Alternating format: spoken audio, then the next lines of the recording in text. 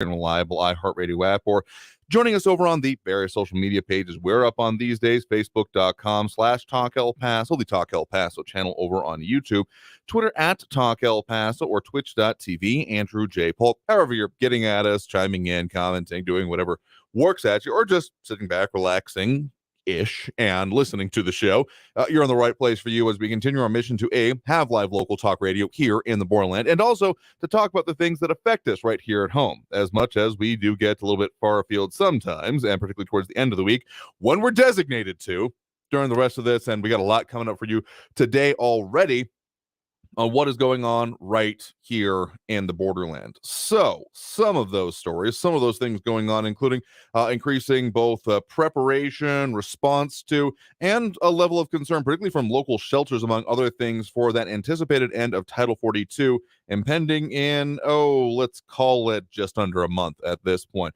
that May 11th date as one of those highly anticipated ones.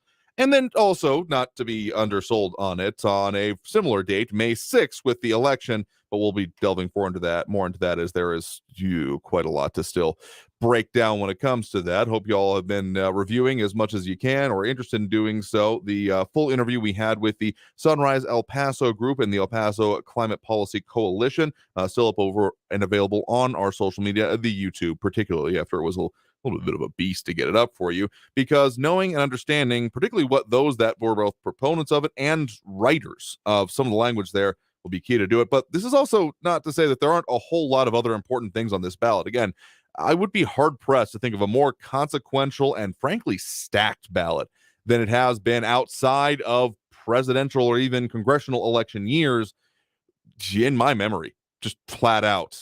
At least since I've been able to vote, let's put it that way. Anyway, so we'll delve a little bit further into that, particularly since there's conversation coming up on the other propositions on the ballot. I mean, seriously, Proposition K is the last one, so we still got A through J on there. But we got a few other things that we'll be delving into, including, some information being sought in a, shooting resulting in a death in far East El Paso, Horizon City area, actually. Also more studies being done or being set up for the Bridge of the Americas potential project. And speaking of infrastructure, a big new multi-$100 million project for El Paso International Airport, including a new tower, and also more response coming to the climate charter, among other things, including as much tea leaves can be read, I suppose, by El Paso Inc., but then also, again, we got school boards on this ballot. Yeah, there's not a whole lot that is not on here, except for, those very top level positions that draw people to the polls. But I have always had an issue with that, among other things. Also, within the Texas legislature, a set of dueling budget propositions having now passed either side of the House, now coming to the reconciliation. You'd think it'd be a simple thing, but, there's a lot of anticipation that it's, in short, won't. We'll delve into some of those details, as well as, just a whole lot more. And our interview today, not usually planned. We don't usually end up doing interviews on Monday, but, we'll explain it at the start of it.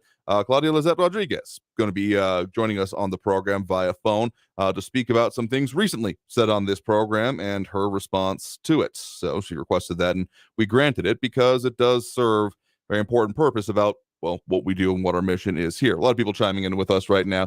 John Brazelton, anticipating the issues coming up with the end of Title 42. Ida Beza Gardner with the hello and the wave. And Austin Redfern saying hello to fellow Talk El Paso listeners, contributors, haters, and whiners.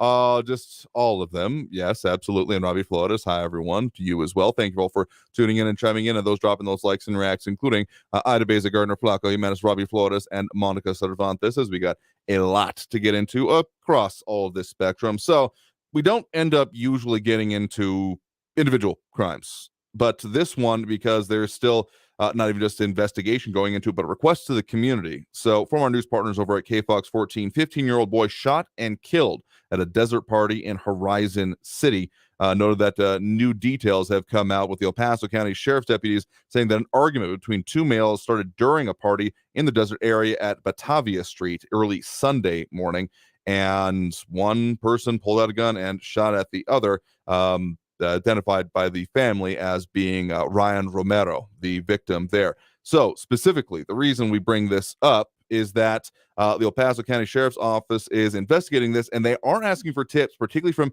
anyone who attended the party, as there are still, well, questions apparently being had. So they are asking that anyone reach out to the El Paso County Sheriff's Office for anyone that may have information on this to assist with the investigation.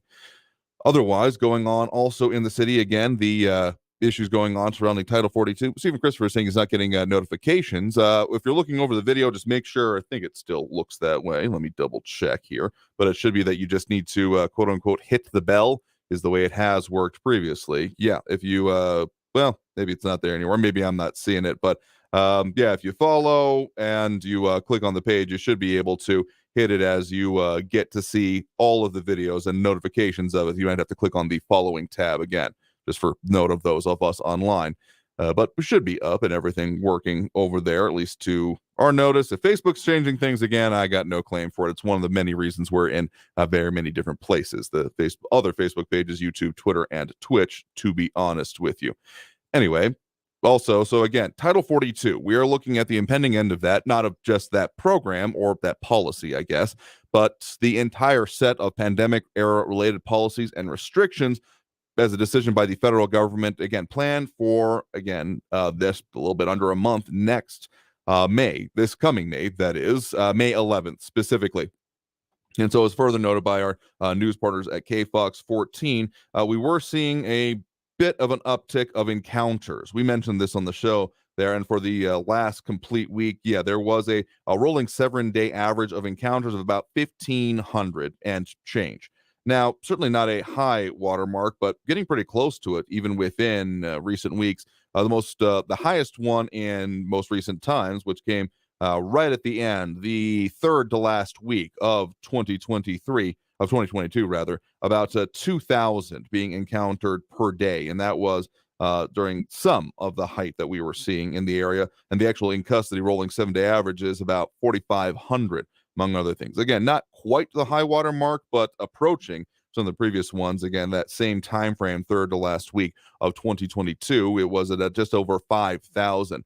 So this level of already being seen and already being anticipated is an interesting story also from our news partners at KFOX 14 about I'll just read the title for it. Migrants enter the country legally with CBP One app, living their American dream, because among other things, that's the way that the federal government is actually pushing for it in order to maintain this. But again, with the end of Title 42, that has very much been a fixture in quite a lot of the communities, including the estimated tens of thousands waiting just within Ciudad Juarez for either processing, either the ability to come through, or very specifically the end of Title 42 and all of the pandemic-related restrictions. Now, what, of course, the Biden administration has said is that they are going to, even if Title 42 goes away, and to my knowledge and understanding, still is being enforced even to this moment. Some of the recent stash house incidents we've talked about have involved Title 42 removals, but those that either haven't or don't qualify for that have been seeing proceedings under Title 8. Title 42 is essentially a short circuit of the system for those playing along at home but not familiar with it, and that allows them to be immediately removed, whereas Title 8 is expedited but still ends up going through the immigration quote-unquote courts. And don't say that because they don't have a proceeding that goes on with them, but they're not courts like anyone within the country would have to end up going through very different policies. They're not judicial system courts. They're not Article 3 courts. So they are administrative, and, well, they are part of the actual executive branch, among other things. So some of the information also coming into our news partners at KFOX 14 was also have Eric von Holstein-Rathlow. Hello, y'all, to you as well with the big thumbs up. Do appreciate it. And some of the pushes for it, and still the information swirling around some of the communities, specifically our news partners at KFOX 14, speaking with a Colombian migrant, particularly about the process of getting there, including encounters with the Mexican cartel. When asked if this particular person feared with her life, telling our news partners, yes, because they warned us that if we didn't pay up, that they were going to kill us, and on top of that, they would chop us into pieces. Again, just the great humanitarian organizations that are making billions of dollars off of it, that are the cartels. And for anyone confused about that and sarcasm, that was entirely tongue-in-cheek, except for that last part about making billions of dollars, because that's absolutely happening. But they're certainly not doing it for humanitarian needs. So some of the other questions, including about what the shelters are going to be doing, John Martin, Deputy Director of the Opportunity Center for the Homeless, says that, quote, many of them, if not all of them, have had appropriate documents to travel, so it's just a question of the turnaround time between new arrivals. So some of the organizations, private ones specifically, including Rescue Mission, Opportunity Center for the Homeless, and Sacred Heart Church, are trying to streamline, might not be the right phrase, but lessons learned, certainly, including about how to deal with it, because it still seems to be a pretty constant factor in our area that the keeping it moving is the primary focus. And that's I think, question to come up a few weeks ago, particularly when we were talking about population change in El Paso and growth or lack thereof. It was minuscule, but not necessarily no growth at all. I mean, since most of these populations we're talking about involved with either CBP 1 app, Title 42, crossings, asylum hearings, all of that, this in almost entirely comes down to a not wanting to stay in this area. They're often wanting to go on to final points of destination. Not that it's impossible or that it has never happened, but it's certainly not the major feature. So there's still a lot of anticipation. Surveying of the shelters are going on, including being done by public-private partnerships, essentially. Not exactly like actual, but I forget what the sections or the title of those types of things are, but like the city and county and other related, both governmental and then, private shelters like the Rescue Mission, trying to coordinate as much as possible ahead of, again, May 11th. That's very much the focus and what is being expected. So a couple of things we'll be talking about today, including some of those infrastructure projects swirling around, new studies for the Bridge of the Americas, and particularly what has been brought up by a few, at least, the vehicular emissions right next to neighborhoods, housing, etc., all that kind of fun stuff. But then also, coming up right after this break, going to be airing an interview we were able to do slightly earlier today with Claudia Lizette Rodriguez, former city council representative, responding to some very specific things that were said on this show. And we'll also delve into the issue itself and answer some of the questions that were even levied at us. Spoiler alert, we got receipts. So let's go ahead and delve into that and take that next break. You are tuned in to Talk El Paso, airing live on News Radio 690 KTSM. I'm your host, Andrew J. Polk. Phone calls a little bit later in the show, as we normally do, because that's what we normally do. And, of course, a whole lot more coming up after this break. So stay tuned. More Talk El Paso on News Radio 690 KTSM. Don't go anywhere.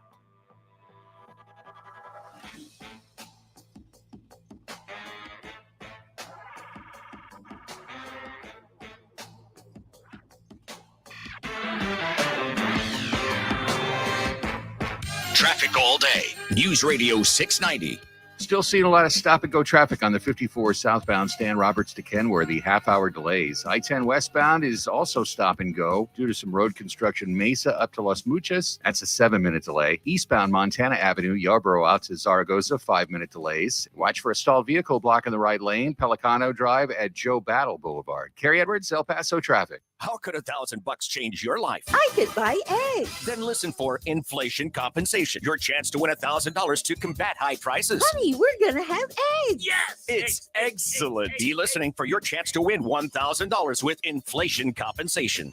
Listen for your chance to win $1,000 every hour, 9 through 5 p. with the inflation compensation on News Radio 690 AM. Brought to you by Charlie Clark Nissan and Charlie Clark Infinity of El Paso. Orale!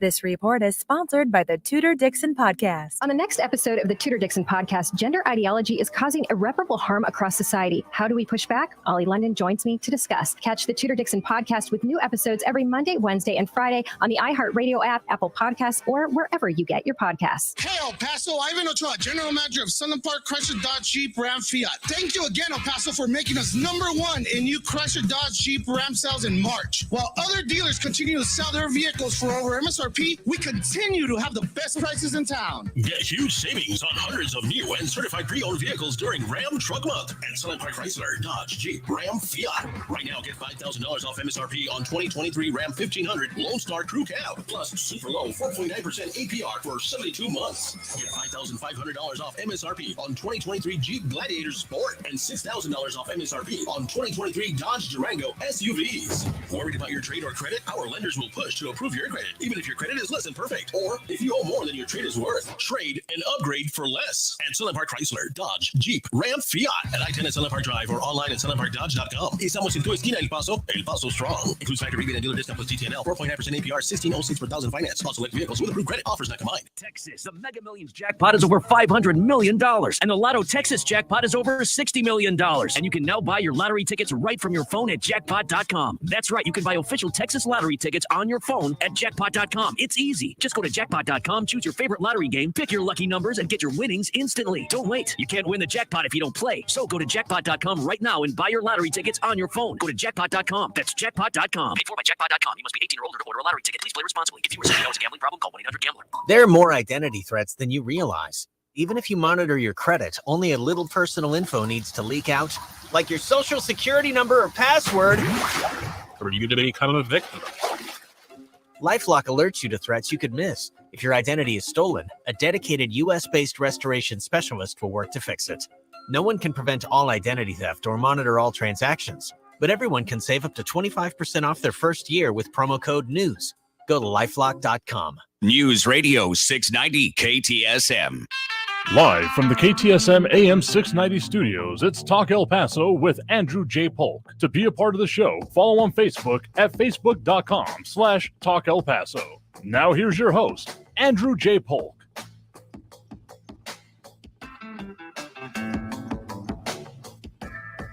Thank you all so very much for joining us here for Talk El Paso, airing live on News Radio 690 KTSM.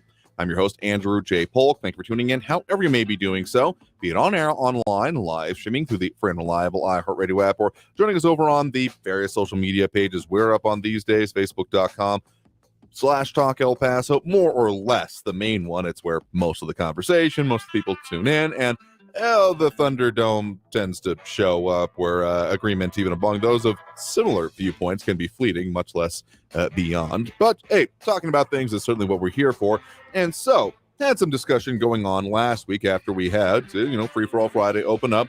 We had a former city councilor call in, not as a guest, but just as a caller, as is available. We've had former and current elected officials and people of all stripes come and do that at various points in time, because that's, part of the way we offer that up. People can do that, and I have no issue with that. But then we had some response. They're back, and some very specific accusations made, include a specific accusation of crimes and of guilty findings. So we'll reach back out to Claudia Lizette Rodriguez, specifically in her capacity as a former city council member, to respond to this. We don't usually end up having interviews on Monday, but in this case, we felt it was necessary, and we're also going to talk a little bit more about some of the other specific accusations leveled at this program and at me, and some of the action we're going to be taking based on it. So here is that interview, speaking with her a little bit earlier today. Enjoy. Joining me now, we have Claudia Lizette Rodriguez, former city council representative from District 6. Thank you very much for joining us today. Thank you, Andrew, for having me. So we don't usually have interviews presented in this way on this day at the start of the week, but we're doing this in order to, basically by request, due to some specific things that were said on the show in the previous week, specifically revolving around events involving yourself and this previous campaign season, specifically complaints that were filed with the Texas Ethics Commission and the outcome of them there. So when it comes to that, and when it comes to what happened during the last campaign season, there were at least 4, if I'm not mistaken, complaints that were filed against you for campaign finance reports related to, the fundraising you were doing during that last city council election, right? That is correct. So, in your words, what happened there, and what was the progression of events? Okay, so during my last campaign season, I think my opposition obviously came at me really strong, and my former opponent, Arnulfo Hernandez, from my 2019 run, started submitting a whole slew of ethics complaints or campaign finance complaints against me. And so what happened was I actually got a lawyer that was assigned to me by the Texas Ethics Commission, and I started working with this lawyer, and it was all done in good faith. A lot of those, actually every single complaint that Arnulfo Hernandez submitted against me, every single one of them was dismissed. Unfortunately, they weren't dismissed until January, till after the election was over. So, I mean, in my opinion, it was meant to distract me. It was meant to create this gossip and lie around me and my campaign that I was some sort of fraudulent person and that I was doing all sorts of unethical things, when the truth of the matter, that's not at all what happened. It was just used as a tool. Those complaints were used as a tool, and they unfortunately were successful. However, I am not a criminal. I was not found guilty of anything. I'm not a fraudulent person. I'm not a corrupt person. And I actually have the receipts that prove that that's not at all what happened. In January 30th of this year, I finally received my resolution or dismissal letter saying that everything had been cleared up. The only thing that happened was, in my efforts to be fully transparent and to work with the lawyer that was assigned to me, we discovered that there was a check that was received that shouldn't have been received. And what I did was I immediately returned that money, even though my attorney from the Texas Ethics Commission advised me that that wasn't necessary. I still did that immediately. So I think you have the language from the resolution that was submitted on my behalf, where it says exactly what happened as far as that goes, Andrew. Yes, we do here. And a couple of notes I want to make real quick. One is that from the initial reports that were submitted from our news partners over at KFOX 14 and written by Estefania Seifert with the same dated Wednesday, December 7th of last year, article titled Ethics Complaint Alleged Inconsistencies in District 6 Incumbents Campaign Finance Reports. And it lays out all of the documentation in exhaustion here, including the specific reports that were being questioned, the submissions that came along with them, and the progress at that point in time. So that one, we'll have that linked and posted along on our social media so people can see that here. But yes, and this is available online as well, but we'll also post up a link here of the order and agreed resolution with the Texas Ethics Commission, styled in the matter of Claudia Lizette Rodriguez, respondent before the Texas Ethics Commission, SC-322-11436. Don't actually need to know that number, but just for the completion there, about including the issues before it, the allegations that were presented, the facts, and finding the fact and conclusion of law, and specifically when it comes down to Section 6, sanction.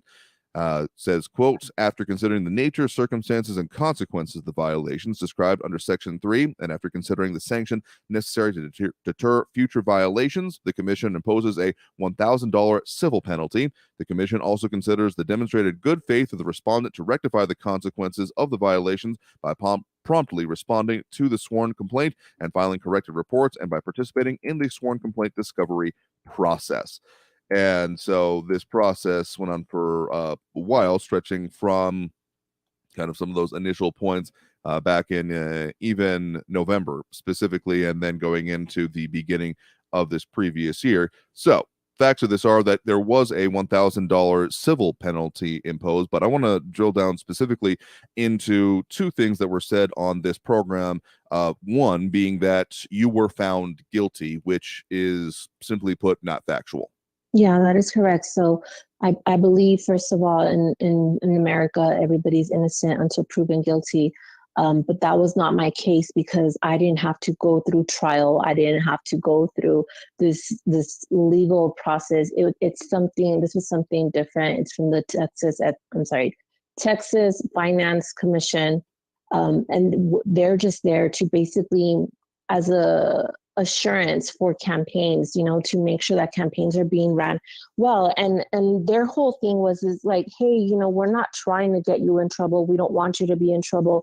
We want to help you be compliant.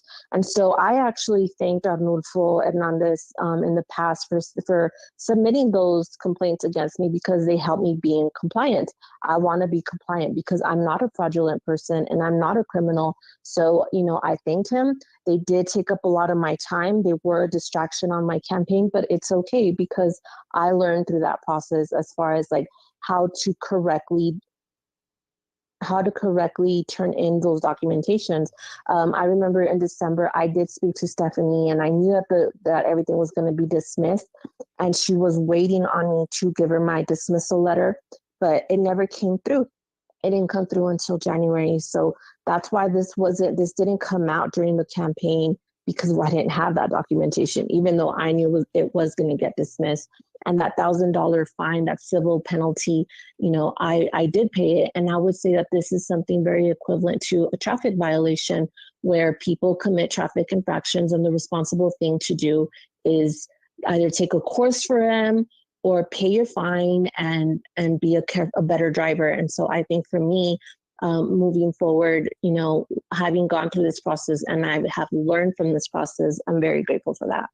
So beyond the matters of fact, progression, and those aspects of this, I guess essentially when it comes to the other implication, if not specific accusation, that was made about, therefore, your quality and qualifications to hold office previously or in the future, again, on the basically allegation of corruption, how do you respond to that?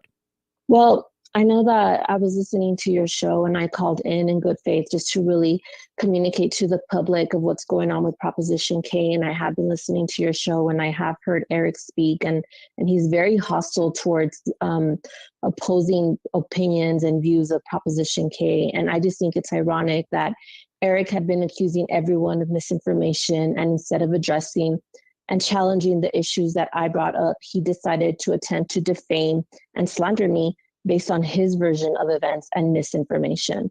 Like I said, I have receipts, I have nothing to hide. As much as Eric and others wish it was true, I am not a criminal. I am a mother and I am a tax-paying citizen. I run a small business. I am a first-generation Latina. I've hurt financially, and because I have struggled and I have children, I see how bad everything is. And I stepped up and I ran for office to humbly serve my community. These people, and I'm not going to name them by names, but I'll leave it to your audience's imagination, came after me hard because I was and probably still continue to be a threat to them. I will always call them out on their BS. So what did they do? They submitted bogus complaints after bogus complaints to distract me in my campaign. I willfully cooperated because I had nothing to hide. In fact, every single complaint that was submitted against me was dismissed, but it was in my willingness to be overly transparent that we discovered a mistake. A corporate check for $1,000 had been accidentally accepted, and either myself or my campaign treasurer realized it was coming from a business and thought it was from the donor himself. I immediately, even though I wasn't required to do so, I gave the money back. And because I had been so cooperative with the Texas Commission, they fined me only in the amount of the donation, which was the $1,000. I paid the fine to the state of Texas, and it's over now. It was only a fine, and the world of campaign finances, I would equate again to a traffic infraction. So I just think, Andrew, it's just really important to let Eric know that it's not okay to call and defame me and slander and accuse me of being a fraud and a criminal, all the nonsense that he said, because he is now subject for me to be able to file a lawsuit against him for defamation and slander. So I would again urge Eric to be very careful on how he spreads misinformation. Again, joining us right now has been Claudia Lizette Rodriguez, former city council representative for District 6. Thank you very much for speaking with us briefly today to come on and discuss some specific things that have been brought up about yourself and on this program and lay them out here today. Thank you so much for having me. Y'all have a good day. So again, thanks to Claudia for speaking with us about this. Again, not our usual standard, but these are somewhat unusual circumstances. So also, specifically, as accusations that were even leveled against myself of any kind of sweeping under the rug or specifically not addressing this. And in that same call, it was said that I have never talked about this. And, well, here's the thing about having all of our shows online. You can prove that or not. So, back on December 7th of 2022, Wednesday that day, we had a preview, as we often had the conversations at that point in time, with our news partners at KFOX 14, Stephanie Seifert there, and mentioned that her story coming up that evening was going to be about some campaign finance violations that were being alleged, the initial reports that were out, and then also we followed up with that, as we then did, in the following week, December 14th, 2022. Again, a Wednesday, as we were doing at that point in time, talking specifically about Stephanie's report on that, the one we have linked in the comments, and all of the documentation on it. So here's the thing. we deal with a lot of issues, and we certainly deal with public individuals and public persons, elected officials, etc., and examinations of them, their motives, and the ideas and their actions. Suitability is all certainly within well and scope here. But to literally call someone out and say that they are a criminal when they have never been adjudicated of a crime, among other things, and it doesn't matter how much you say, no, I was right about it, the facts of the case, and as I read them, are not wrong. So here's what we're going to do. This is not an explicit part of our policies because I never thought we'd end up getting this far. But since it's not an explicit part, we are going to be issuing a 1-week ban from commenting or being a part of the conversation online as well for the individuals that have been named here and the ones that are particularly at issue. And we will review this next Monday. But let's make something very clear.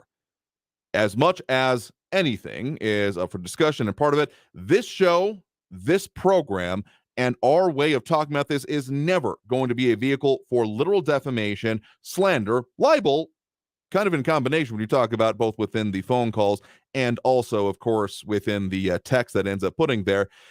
And that we're not going to be a vehicle for it. We will talk about and delve into the serious issues. And if you don't like someone or don't like something or don't like their position, that can always be talked about. But if you're going to literally make up phrases about someone that makes things seem, well, defamatory, simple answer, no. We're not going to do that. We're not going to be the vehicle for that. You can go find yourself and get into trouble just about anywhere else on the internet, but not this program. And also, if you're going to come for me, you best come correct because, again, everything I do is online and subject to examination. You don't think that I'm being pretty careful with what I talk about and with my words and with these topics we select? That's just being insulting unnecessarily. So, in any case, that's the action. That's what's going on. And we'll talk more about some of what's going on and affecting us here in the city of El Paso, but felt the need to address this among other things. So let's go ahead and take that next break right now. And a little bit later, we'll go ahead and post up the links to those previous interviews. They're the full show, so it may be a little bit hard to get exactly to, but yeah, don't tell me that you don't know what we're don't tell me that you know everything we talked about when you literally have no idea what you're talking about. Let's go ahead and take that break. Again, you are tuned in to Talk El Paso, airing live on News Radio 690 KTSM. I am your host, Andrew J. Polk. Not usually with the fire and brimstone as we are, but hey, we'll keep getting into the topic, so stay tuned. More Talk El Paso after this break on News Radio 690 KTSM. Don't go anywhere.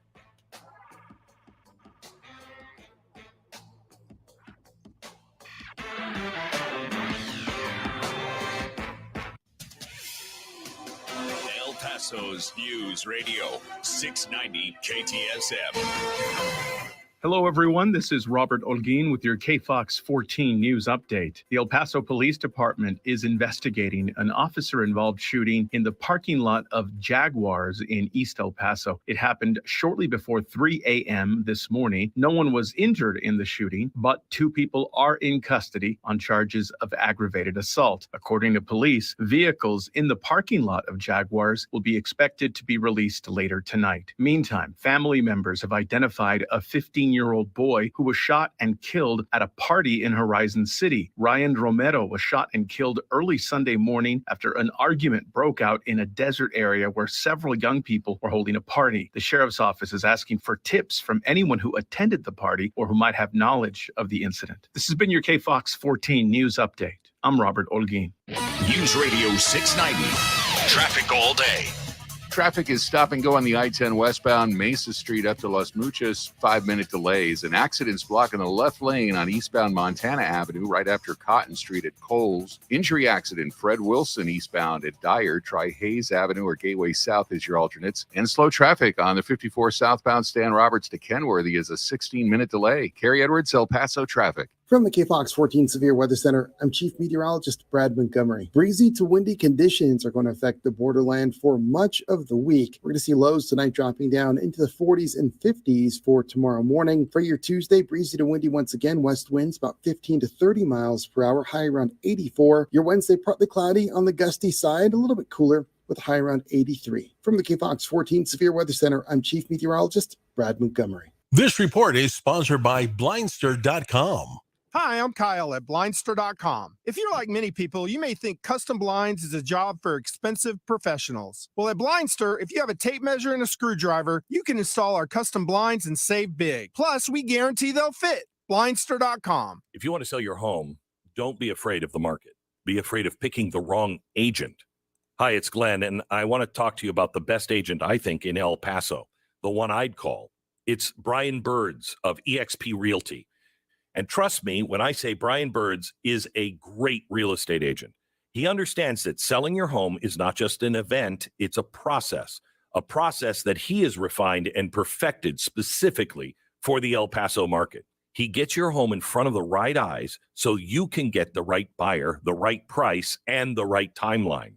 Getting your home sold quickly for the most amount of money possible and the least stress possible is something he does every day. You can trust the whole process to Brian Birds and his team. They do the job, so your only job is just to pack. With Brian Birds right there in El Paso, I don't know why you'd call anybody else. Read Brian's 400-plus 5-star reviews by Googling Brian Birds or go to brianbirds.com. That's Brian, BURDS.com. For the local issues and discussion you won't get anywhere else, turn to Talk El Paso, weekdays at 4 right here on News Radio 690 KTSM, brought to you in part by the El Paso Community Foundation. Sound off on what matters to you, Monday through Friday, 4 to 6 p.m., and let's talk El Paso.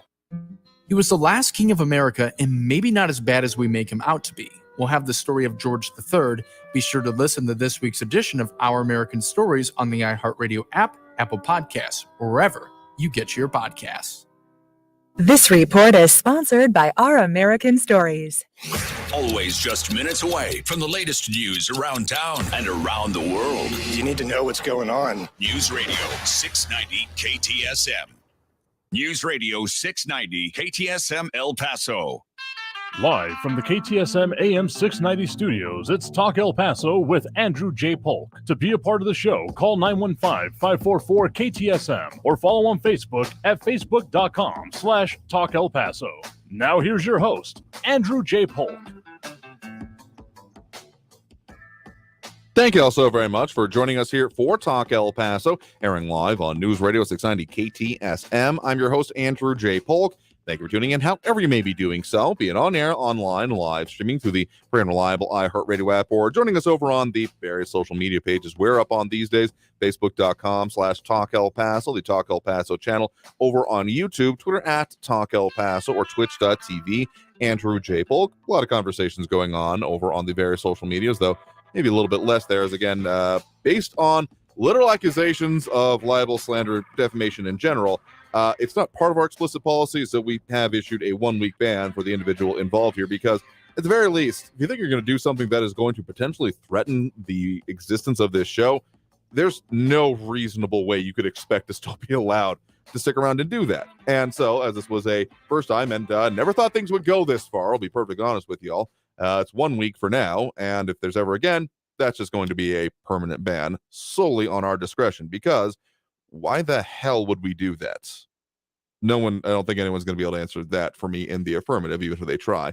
Anyway, and for anyone potentially celebrating out there, let me just say this is not something to celebrate, because the idea that it can go this far in terms of we are trying to talk about the local issue. So that's just my personal note on this. This is not a happy thing. This is not something that I wanted to do, because we are very much committed to the idea of having the open discussion about things, but those that are not actually interested in discussing the issues are, well, if it's taken too far, are no longer going to be a part of this discussion. And that's frankly never the way I want it to go, but well, sometimes push comes to shove.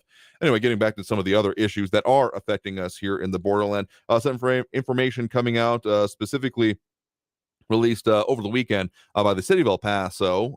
News release reading, city invites residents to hybrid community meetings about proposed charter amendments and a citizen-led petition. Subtitled, city provides virtual option for residents unable to attend in-person meetings. So there's 3 going on this week specifically. There's one today, which will be at 6 p.m., so an hour and 15 minutes away. So if you can't make that one, I understand, but there will be 2 more on Thursday as well. Thursday, April 20th, both at 11 a.m. and then at 5 p.m. those in person. And the one today is going to be at the Northeast Regional Command Center, 9600 Dyer. The one at 11 a.m. Thursday is going to be at the Greater El Paso Association of Realtors at 6400 Gateway Boulevard East, and Thursday, April 20th at the El Paso Chamber of Commerce offices at 303 Oregon Street, Suite 610. And there are also actually, again, virtual options for all of these, or ways to even call in and listen into the conference.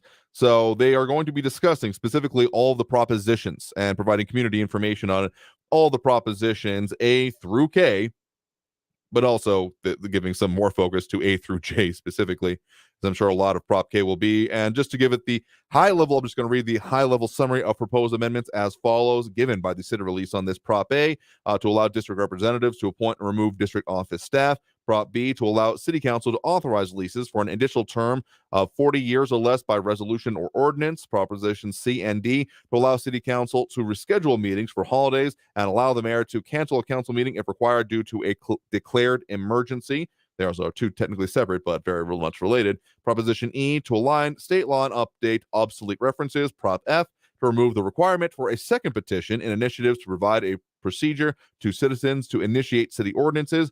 Proposition G, to authorize the city to create policy regarding appointments to the Civil Service Commission and to reflect the community and city workforce. Proposition H, to allow the city to establish more flexible policies in hiring employees, removing the requirement for exams. Proposition I, to establish city contribution to the police and fire pension fund of no less than 18% of the wages of the participants and to remove the limit on the city contribution. And Proposition J, to change the reporting structure of the chief internal auditor to report directly to city council. And then finally, Proposition K, just reading directly again from the high-level summary here, citizen-led petition to create a climate policy requiring the city to use all available resources and authority to accomplish 3 goals outlined in the petition. Again, broadly, my quote, not quoting from them here, my words, renewable energy municipalization of El Paso Electric and removal of fees for renewable energy, primarily. Actually, the major parts of it here, the ones that are actually listed as the goals, being first, to reduce the city's contribution to climate change, second, to invest in an environmentally sustainable future, and third, to advance the cause of climate justice. So those are from the actual text that will be put into place, if voted into place, of the 3 goals that are a part of it. So there's also more information, El Paso, texas.gov/EP charter. There is more information on this if you want to, but we'll be posting up. It won't show up in the comments that well. So we'll do a separate post with this release and with the information on it for any of those interested or wanting to go to this. Again, the meetings happening here, one again at 6 p.m. today at the Northeast Regional Command Center, 9600 Dyer. I know for us and our mention of it, as this release came over the weekend, a little bit short notice, but again, 2 on Thursday, either at 11 a.m. or 5 p.m., but virtual options available for both. So we'll try to post up on that as well. So the one note I want to make on this is we're got a little bit of time left here in this segment, is that El Paso Inc. with some very interesting review on certain things, including the climate policy charter and others, actually getting some input from politicians. Now, it's a difficult thing, of course, for city council itself, as, Mayor Oscar Leeser has said that there are not much that can be said. This is a city item, and so the members of city government basically can't really comment on it. And, but there is maybe some positions, including they had an email with City Attorney Carla Neiman, clarifying election code, quote, does not prohibit elected officials from taking a position, nor does it restrict their freedom of speech, though it did further caution that elected official or staff may not use city resources to either oppose or support or measure, and that further, quote, if an employee makes sure you are, quote unquote, off the clock when speaking in favor or against the measures. So the most part has been put forth by some of the city elected officials have been to not make a comment, but they were able to get some input from, say, City Rep Art Fierro. Mayor Oscar Leeser did end up referencing the importance of making sure to go out and vote, which I will always end up supporting. Art Fierro bringing up some of the idea of this, including the idea of quoting from him directly again to El Paso Inc. Quote, there are independent policy aspects in Proposition K that can be considered passed and implemented without the exorbitant cost to the city of El Paso. City Rep Henry Rivera saying to El Paso Inc. that he opposes Proposition K because of the negative impact it would have on businesses. among others, and then others being viewed about it. U.S. Representative Veronica Escobar actually said that in a statement, she supports addressing the climate crisis at all levels of government, but is opposed to Prop K, saying, quote, "While I know that those who are advancing the Charter Amendment changes in Prop K are well-intentioned, there are a number of questions and concerns raised by the prescriptive language, including prohibiting the sale of water to El Paso electric generation power plants that are outside of the city limits." So including state reps were also responding to this. At the state level, elected officials reached by Paso declined to take a position on Prop K. I'll say that much of it. So they've got a further review of it and would encourage you to take a look at it for yourself. Again, El Paso Inc. article out this weekend entitled "El Paso Politicians Weigh In on the Climate Charter." The discussion on this continues. So we will be talking, I'm sure, a lot further about this. I mean, Prop K ain't going away anytime soon, and we have more conversation that we're coming up on. James Ratcliffe saying, among other things, just say no to all of the props. I know that's a refrain that's used, but some of them, particularly allowing for a little bit more ease for community initiatives. I know that some may not like what Prop K is doing, but I mean, if you want to bring up your own, I would say the ease of that, and I think that one is most broadly put as Proposition, which one was it? Prop F? Yes, Proposition F, or removing the requirement for a second petition and initiatives and provide a procedure for citizens to initiate city ordinances. I'm always into responsive government. And then also was it Prop J, specifically I've heard some conversation on, to change the reporting structure for the chief internal auditor to report directly to city council as opposed to just the city manager. Again, it's a mixed bag, and we'll be delving more into some of them specifically. But tell you what, we got to take that break right now. Coming out of this break, we'll go ahead and open up the phone lines as we normally do at this point during the program. So if you wanted to add your 2 cents, just go ahead and open up those phone lines. It may end up being a short segment, I got to say. But, well, we'll definitely get to the calls at the top of the hour. But if you want to get on the list, want to get on the line, want to add your 2 cents via phone, that number to do so is 915-544-5876, 915-544-KTSM. Back after this break with more Talk El Paso here on News Radio 690 KTSM. Stay tuned.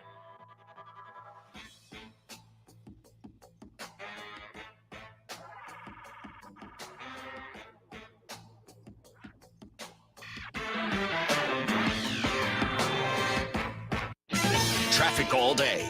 News Radio 690. I-10 westbound is slow stop-and-go traffic. Wrestler to Trans Mountain, 7-minute delays. 54 south between Stan Roberts and Kenworthy, up to a 27-minute delay. Stalled traffic on Gateway East at Hawkins. The turnaround lane is blocked by an SUV. I-10 westbound at Lee Trevino, watch for a stalled semi on the right shoulder. And an accident block in the left lane eastbound Montana after Cotton at Coles. Carrie Edwards, El Paso traffic. This report is sponsored by Blindster.com. Hi, I'm Kyle at Blindster.com. If you're like many people, you may think custom blinds is a job for expensive professionals. Well, at Blindster, if you have a tape measure and a screwdriver, you can install our custom blinds and save big. Plus, we guarantee they'll fit. Blindster.com. I'm Martin Hoke, the inventor of Navage Nasal Care, and I love Navage. I've told you about how your nose is the body's air filter, that Navage's powered suction will help flush out allergens, viruses, mucus, and germs, and that Navage will help you breathe better. But what do other people say about Navage? Like Haley, quote, "Navage is the best thing I bought. I love it. My nose feels so clear now and I can breathe. I've been struggling with a stuffy nose for weeks. I bought Navage and it's amazing." Or this one, "I use Navage every night. Could not imagine life without it. I have 5 cats and before I found Navage, I was a clogged mess. Now I breathe so much better." Unquote. Those are 2 of over 100,000 online reviews praising Navage, the all-natural solution trusted by over 3 million people to help you breathe better, sleep deeper, snore less, and stay healthier without drugs. Navage is available at Walmart, CVS, Walgreens, Target, Rite Aid, and online. Navage, Navage, clean nose, healthy life. Lavinia presents its Spring Wine Festival, Saturday, April 29th and Sunday, April 30th from noon to 7. Over 20 wines available for tasting and purchase. Live music, local art and craft vendors, delicious Southwest food. Get all the information at laviniawinery.com. If you're hiring, it can feel like you're trying to find a needle in a haystack. You can hope the right person comes along, or you can just use ZipRecruiter. And now you can try it for free at ZipRecruiter.com/radio. In fact, ZipRecruiter has helped a lot of business owners find their needle in a haystack, like Marco, president of operations at Telly Tires and Auto Centers. Because Telly Tires has grown a lot in the last few years, Marco needed to hire everyone from a receptionist to a store manager to a head mechanic. ZipRecruiter helps me find all the right people, even the most difficult jobs to fill. ZipRecruiter helps me keep my business running. Take it from Marco and millions of other businesses who've used ZipRecruiter. ZipRecruiter can help you find the needle in the haystack. See why 4 out of 5 employers who post a job on ZipRecruiter get a quality candidate within the first day. And right now, you can try ZipRecruiter for free. That's right, free at ZipRecruiter.com/radio. That's ZipRecruiter.com/RADIO. ZipRecruiter.com/radio. ZipRecruiter, the smartest way to hire. He was the last king of America and maybe not as bad as we make him out to be. We'll have the story of George III. Be sure to listen to this week's edition of Our American Stories on the iHeartRadio app, Apple Podcasts, or wherever you get your podcasts. El Paso's News Radio 690 KTSM. Live from the KTSM AM 690 studios, it's Talk El Paso with Andrew J. Polk. To be a part of the show, call 915-544-KTSM or follow on Facebook at facebook.com/Talk El Paso. Now here's your host, Andrew J. Polk. Thank you all so very much for joining us here for Talk El Paso, airing live on News Radio 690 KTSM. I'm your host, Andrew J. Polk. Thank you for being and joining us here, whoever may be doing so, be it on air, online, live, streaming through the free and reliable iHeartRadio app. Super short timing it for this segment, so we're going to go ahead and skip to the top of the hour here. So if you're on the line, stay there. If you want to get on the line, okay, they just filled up. So the number to call, if you want to get on a little bit later, is 915-544-5876, 544-KTSM. And one question I want to address right now, since it's come up and in ways, again, never particularly anticipated, James Radcliffe asking, at what point does one become banned? I will address that briefly right now. Simply put, it would be violations of our policies and violations of our very simple conduct guide, which essentially goes to, no threats. We do have some additional things that are in place when it comes to swearing, but those end up being just like hidden comments.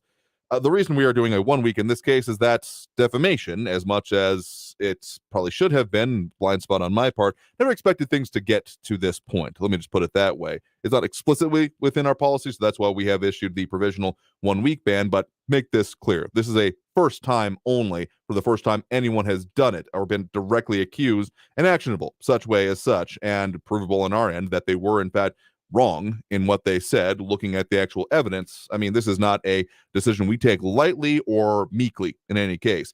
Anything that is going to threaten the future existence of this show is not going to be permitted to continue happening on it. So that's why it's a 1 week. But again, perfectly clear here, this will not be tolerated at any point in the future by any ways. And if someone is determined to do so, they will going to be removed. We are interested in discussion. We are not interested in stifling dissent or anything of those ways, but there are limits to just about anything in life. And again, just as a functional standpoint, if it's going to threaten the existence of the show, why the hell would we allow that to continue? So let's go ahead and take that break. Come back. We'll get to the phone calls and everything we do at this point during the program. So stay tuned. More Talk El Paso after this break on News Radio 690 KTSM. Stay tuned.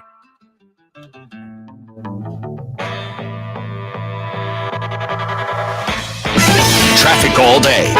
News Radio 690. I-10 westbound is slow stop-and-go traffic. Wrestler to Trans Mountain, 7-minute delays. 54 south between Stan Roberts and Kenworthy, up to a 27-minute delay. Stall traffic on Gateway East at Hawkins. The turnaround lane is blocked by an SUV. I-10 westbound at Lee Trevino, watch for a stalled semi on the right shoulder. And an accident block in the left lane eastbound Montana after Cotton at Coles. Kerry Edwards, El Paso traffic.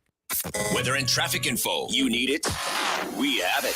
Traffic and weather all day. Stay informed. News Radio News on the hour KTSM. And a half. Traffic and weather all day. News Radio 690 is KTSM AM El Paso, an iHeart radio station.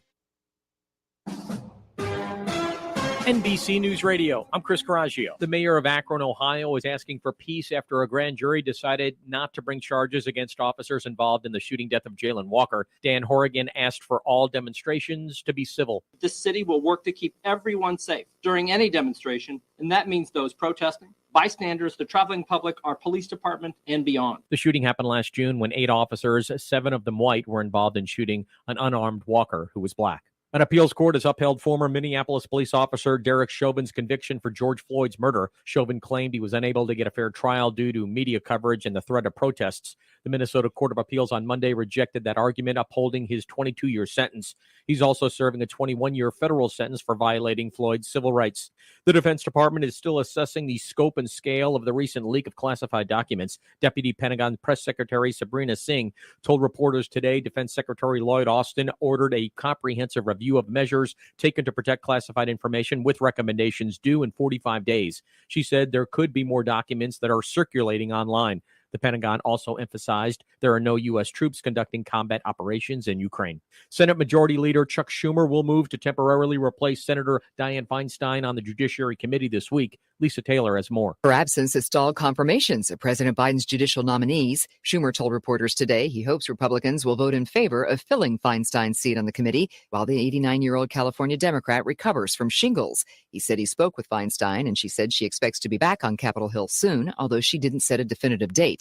Democrats need 60 votes to fill Feinstein's seat. And on Wall Street, stocks rose as investors weighed the latest batch of corporate results. The Dow Jones Industrial Average gained 100 points today to 33,987. The S&P 500 added 13 points, and the Nasdaq rose 34 points. I'm Chris Coraggio, NBC News Radio. 1 year after he left Saturday Night Live, Pete Davidson is set to return to host the show next month. In a tweet posted late Saturday evening, SNL said Davidson will host the May 6th show. The 29-year-old Staten Island native was a cast member on the long-running NBC program for 8 seasons until he announced he was leaving in May of last year. Since departing, Davidson has been focusing on his acting career, and the premiere of his streaming series Bupkis, based on his life, is set to debut on Peacock May 4th.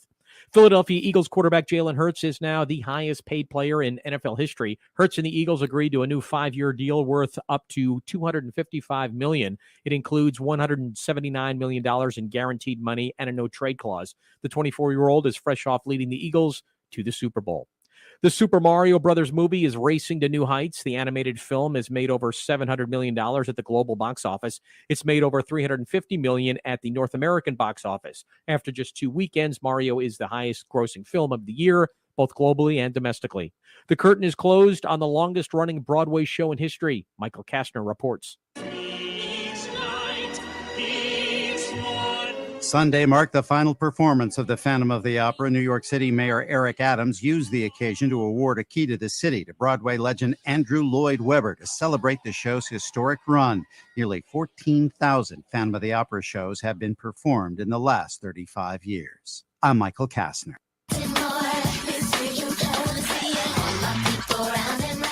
Britney Spears is ready to tell all in her upcoming memoir. The book will cover her most vulnerable moments from her childhood and breakup with Justin Timberlake to the moment when she shaved her head and her conservatorship. Britney's $15 million book deal is one of the biggest in history, followed by Barack and Michelle Obama's. Details about the book's title haven't been announced yet, but it's set to be released this fall. I'm Chris Coraggio, NBC News Radio. This report is sponsored by the Truth with Lisa Booth podcast. Now, your chance to win $1,000. Enter this nationwide keyword on our website. Money. That's money. Enter it now.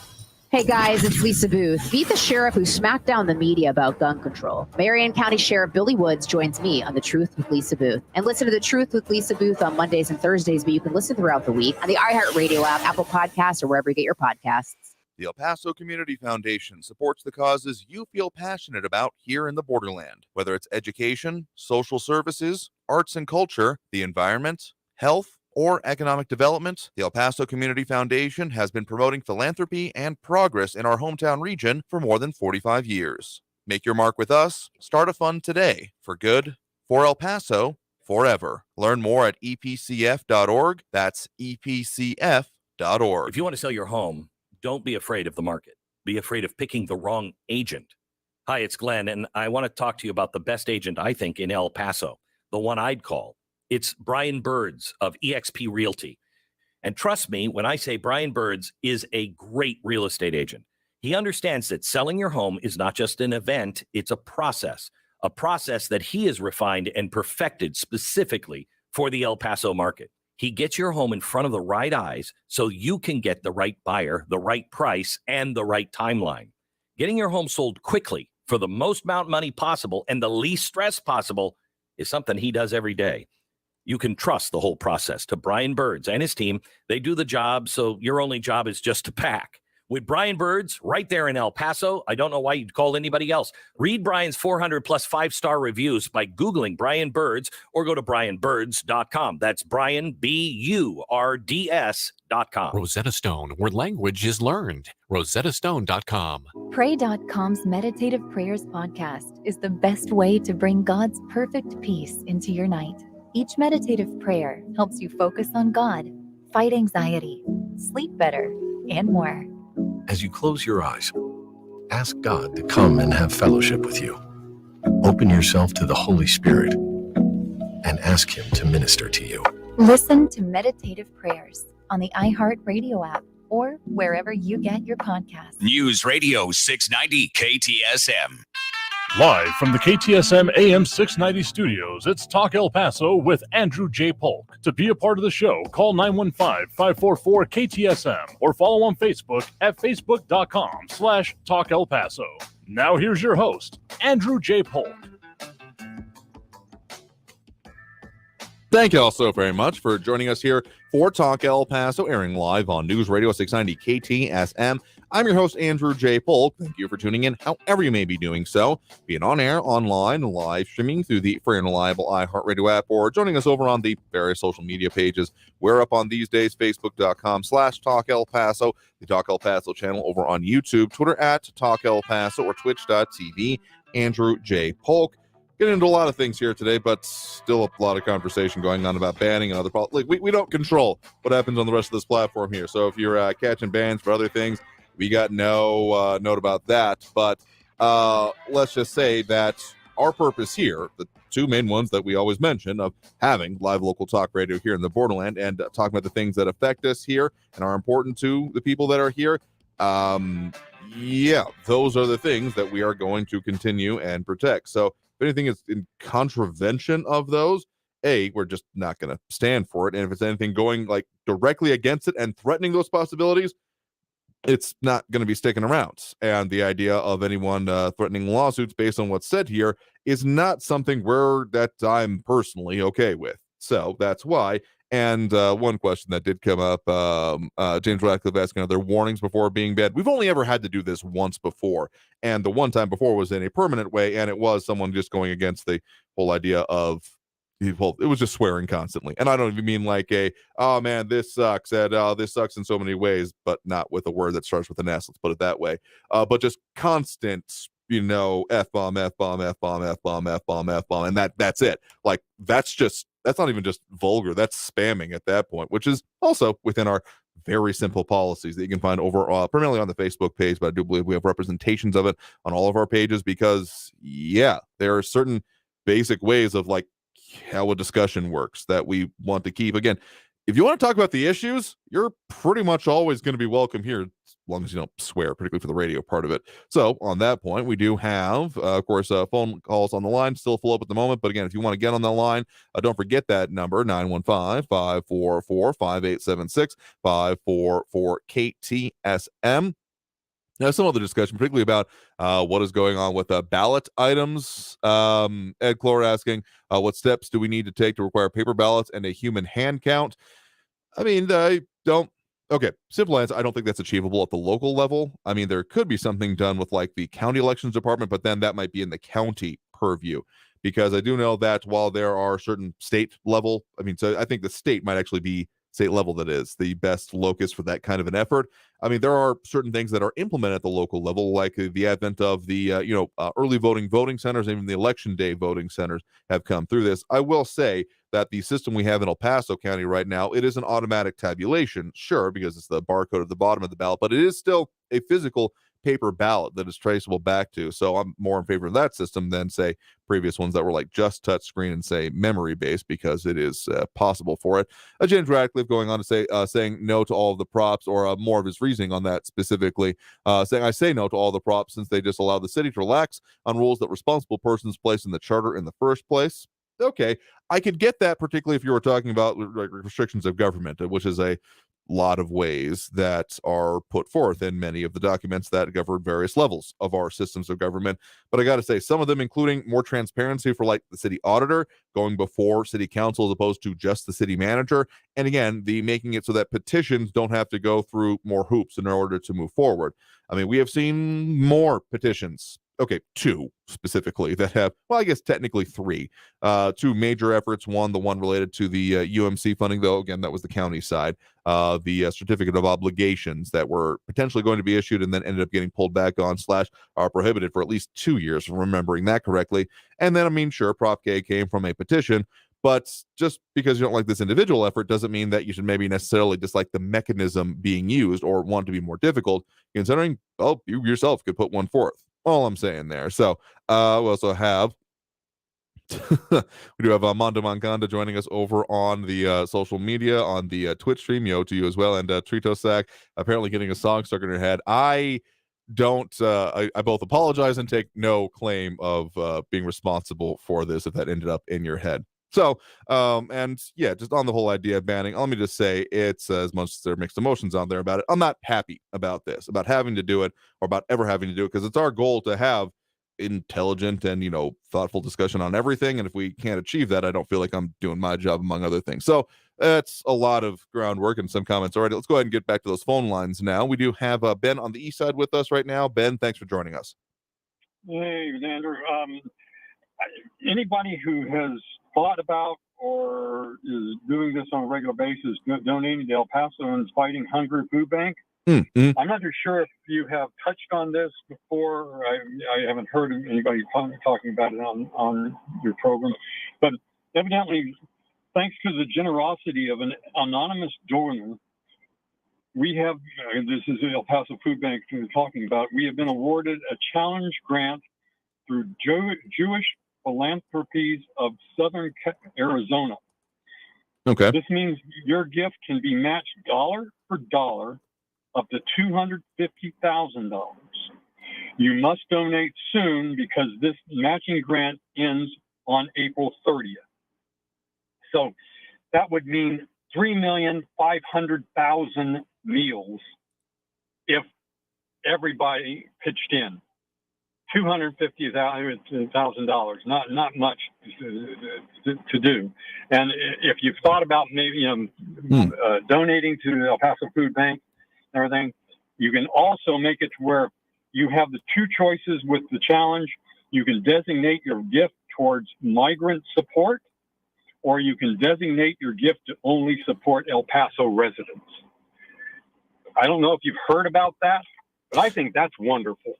I mean, yeah, I mean, we have often talked about the El Pasoans Fighting Hunger Food Bank in general, but I will admit we have not brought up this one specifically. So yeah, it does go through April 30th. And tell you what, we'll go ahead and post that over here. I'm actually looking at a sign right across the way from where I'm sitting right now. I support El Pasoans Fighting Hunger. We've often done partnerships with them, but that one we had not specifically brought up. So we will be happy to share that one as well. So thank you for bringing that to the attention here, because I had somehow missed that one.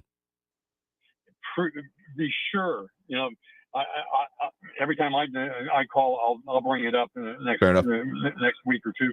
But please include that as an opening statement. Fair enough. To your program. Yeah, and we'll see if we can get them. It's wonderful. It's just a wonderful thing. And tell you what, we'll actually see if we can get them on again to talk about this towards the end, because yeah, we got a lot of need in this community, regardless of the situation. It's only been increasing in recent years, and with other challenges, this is definitely very important. So yeah, we'll bring that up. So thank you for again bringing that up yourself.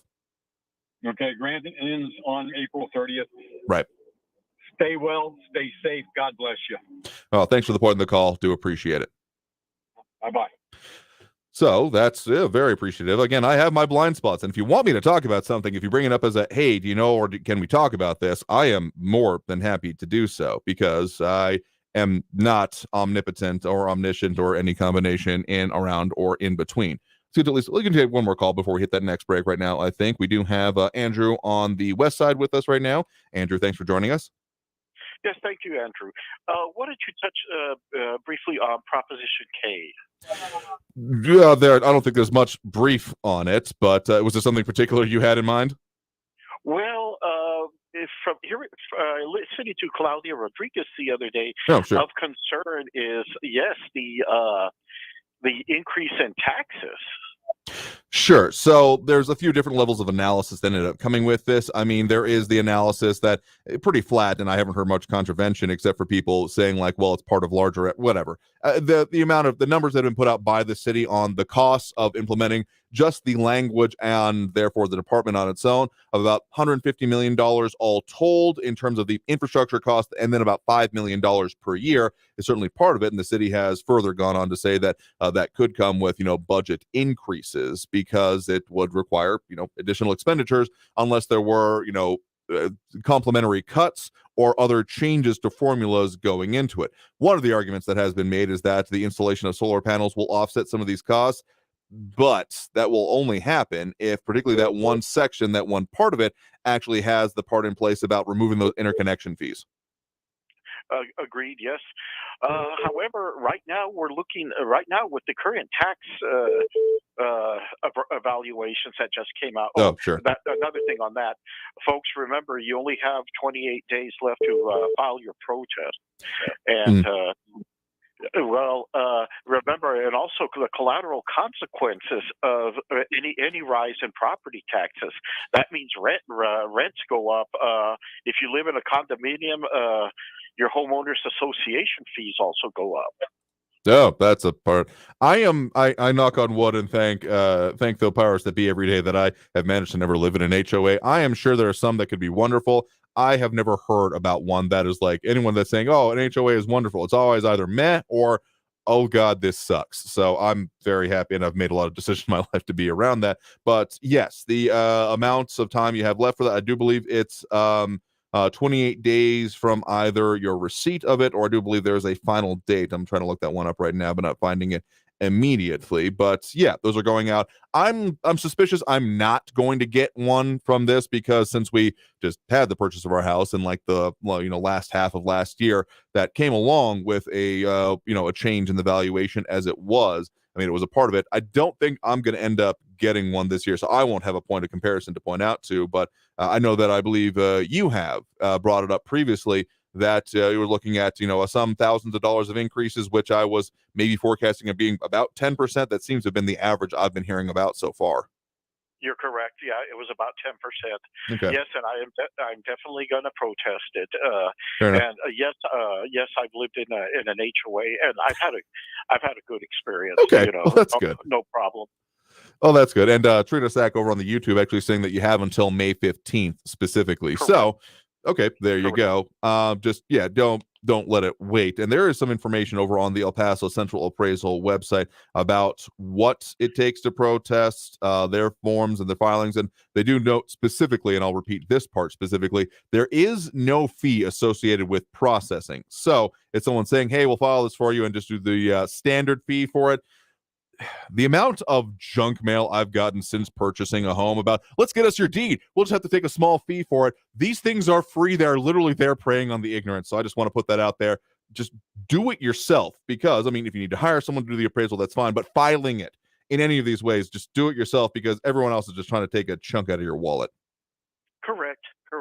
And, Frankie has some legitimate concerns about the what's going to happen in New Mexico. Sure. One last thing I will say, I'm talking to, he was referring to El Paso Electric. Let me clarify that. Yes. But one of the things I did call the Consolidated Tax Office today and asked them, okay, well, based on this proposed this new appraisal that I was given, what is my tax liability with having a homeowner exemption? And they said, well, we can't tell you that until October, because we do not know what the tax rate will be. That was their response.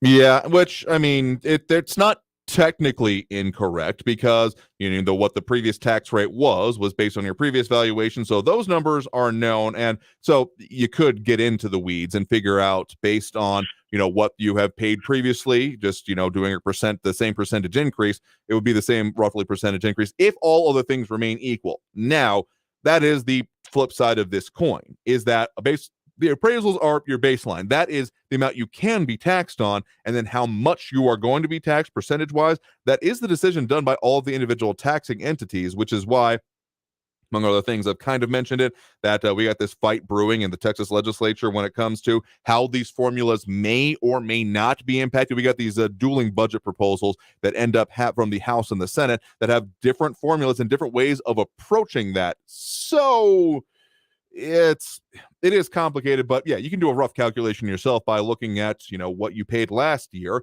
and then adding basically the change in the percent of the valuation of your home of what, if all of the things remain equal, could be your new taxes. Very well, very well. Yeah, I would also encourage individuals to utilize the what do they call it? That escrow account. They do allow you to establish an escrow account downtown.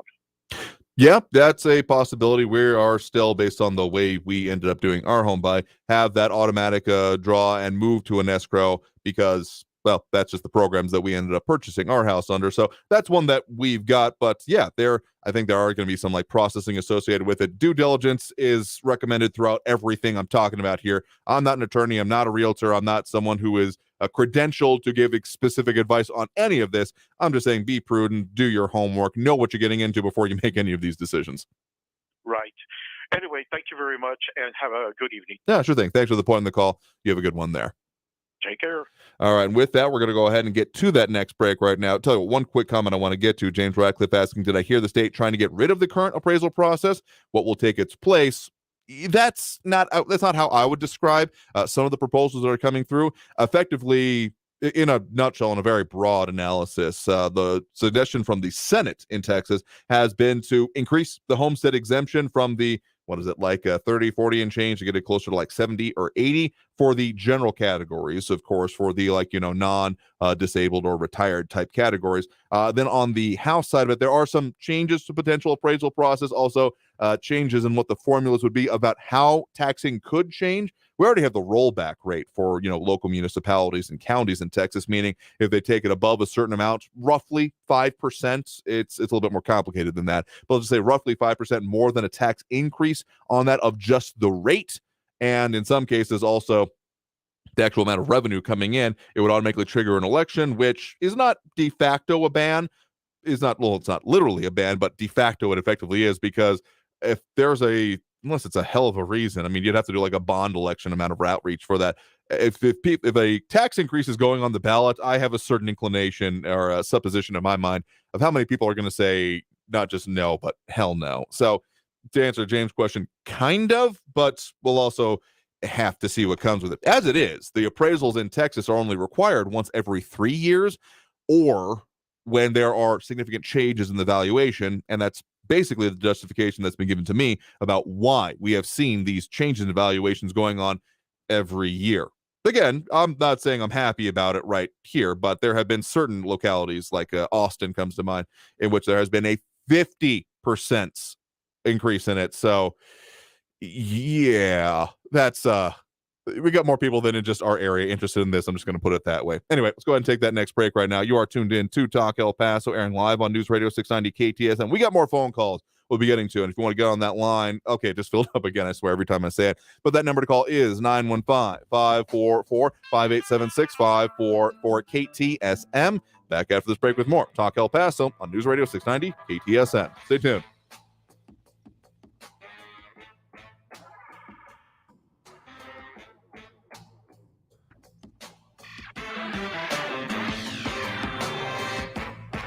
Traffic all day. News Radio 690. I-10 westbound still stop and go from Rustler up to Trans Mountain. 8-minute delays. Delays are a half hour long on the 54 southbound Stan Roberts to Kenworthy. An accident just reported on Border Highway eastbound at Fonseca. And police are still working an injury accident eastbound Fred Wilson at Dyer. Carrie Edwards, El Paso traffic. How could $1,000 change your life? I could buy eggs. Then listen for inflation compensation. Your chance to win $1,000 to combat high prices. Honey, we're going to have eggs. Yes! It's excellent. Be listening for your chance to win $1,000 with inflation compensation.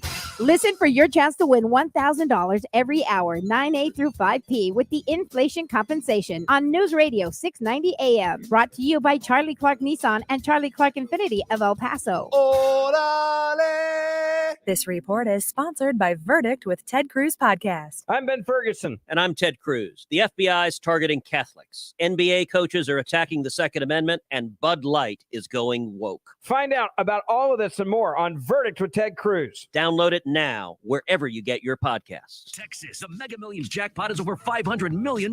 And the Lotto Texas jackpot is over $60 million. And you can now buy your lottery tickets right from your phone at jackpot.com. That's right. You can buy official Texas lottery tickets on your phone at jackpot.com. It's easy. Just go to jackpot.com, choose your favorite lottery game, pick your lucky numbers, and get your winnings instantly. Don't wait. You can't win the jackpot if you don't play. So go to jackpot.com right now and buy your lottery tickets on your phone. Go to jackpot.com. That's jackpot.com. Paid for by jackpot.com. You must be 18 or older to order a lottery ticket. Please play responsibly. If you or somebody knows a gambling problem, call 1-800-GAMBLER. Hi, I'm Burt Ward, Robin from TV's Batman, inviting you to feed your dog natural, non-GMO, Gentle Giants dog and puppy food. Dogs eating Gentle Giants and following our special feeding and care program are living as long as 27 healthy, active years with a wonderful quality of life. Holy wow, 27 years! Think of all the extra years you could enjoy with your dog at Target, H-E-B, and stores near you. Try Gentle Giants cat and kitten food, too. Cashback is not available on gas in New Jersey and Wisconsin.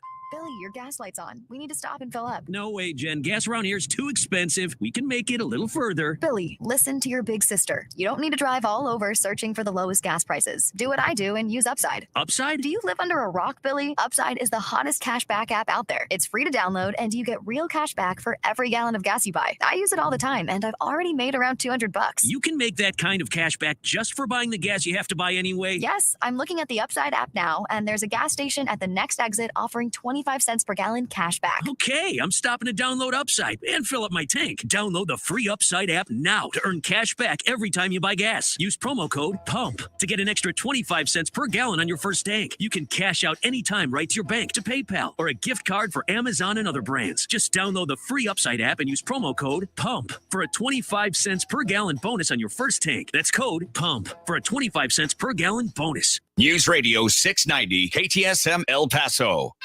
Live from the KTSM AM 690 studios, it's Talk El Paso with Andrew J. Polk. To be a part of the show, call 915-544-KTSM or follow on Facebook at facebook.com/Talk El Paso. Now here's your host, Andrew J. Polk.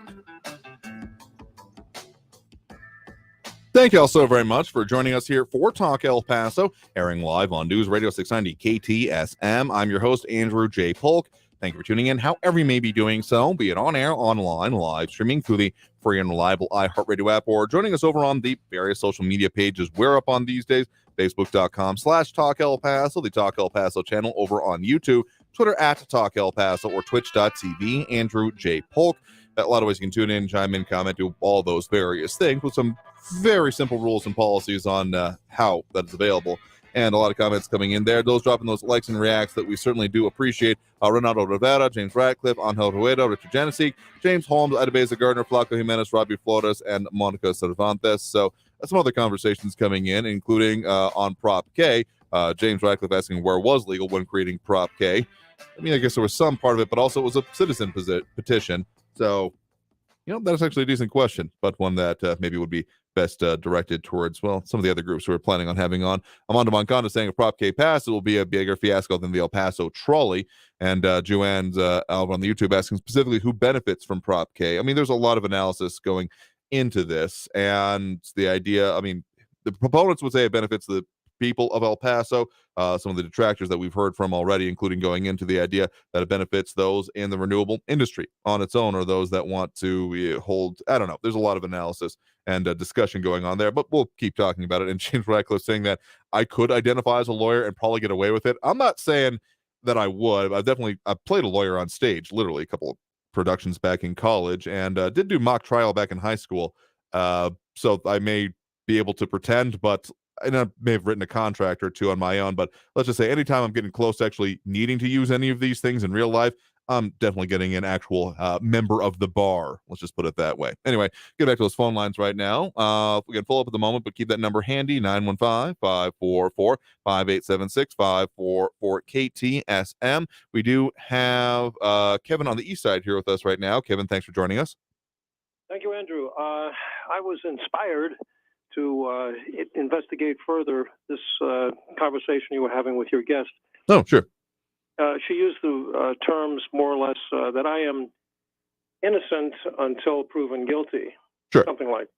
Mm-hmm. And I'm reading now from Office of Chief Justice Programs.gov. It says, while in lay usage, the term not guilty is often synonymous with innocent, in American criminal jurisprudence, they are not the same.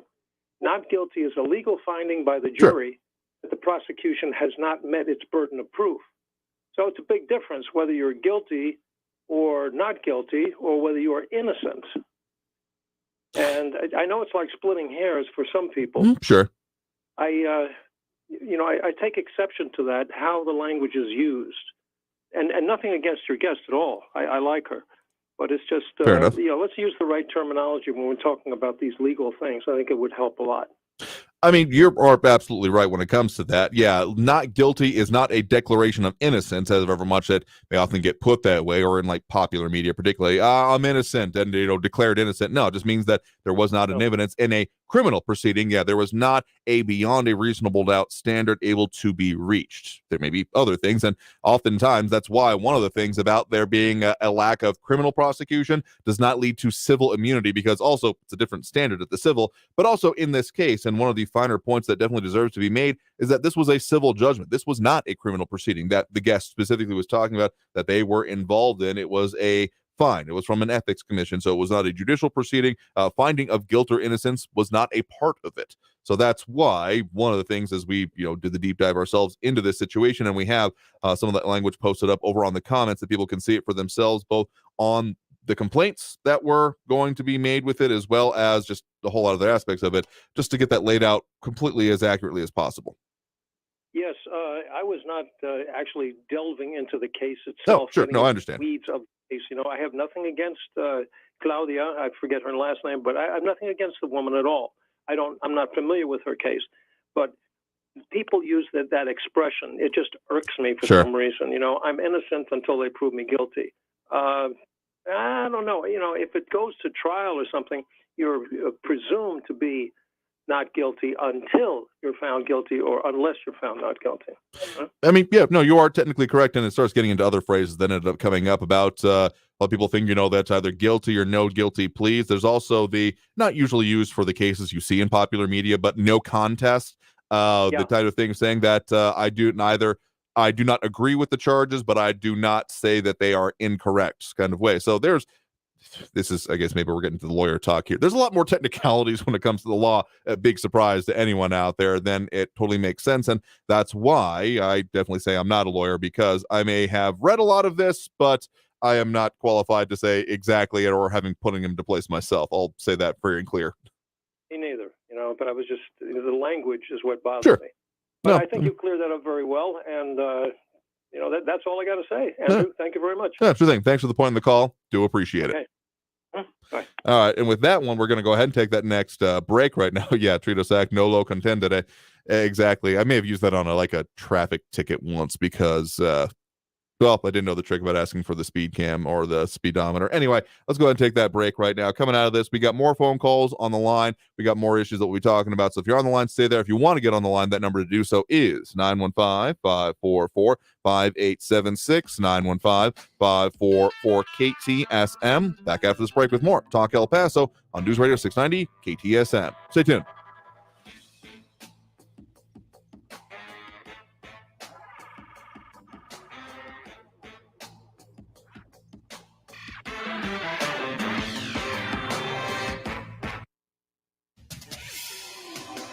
El Paso's News Radio 690 KTSM. Hello, everyone. This is Robert Olguin with your KFOX 14 news update. The El Paso Police Department is investigating an officer-involved shooting in the parking lot of Jaguars in East El Paso. It happened shortly before 3 a.m. this morning. No one was injured in the shooting, but 2 people are in custody on charges of aggravated assault. According to police, vehicles in the parking lot of Jaguars will be expected to be released later tonight. Meantime, family members have identified a 15-year-old 14-year-old boy who was shot and killed at a party in Horizon City. Ryan Romero was shot and killed early Sunday morning after an argument broke out in a desert area where several young people were holding a party. The sheriff's office is asking for tips from anyone who attended the party or who might have knowledge of the incident. This has been your KFOX 14 News Update. I'm Robert Olguin. News Radio 690. Traffic all day.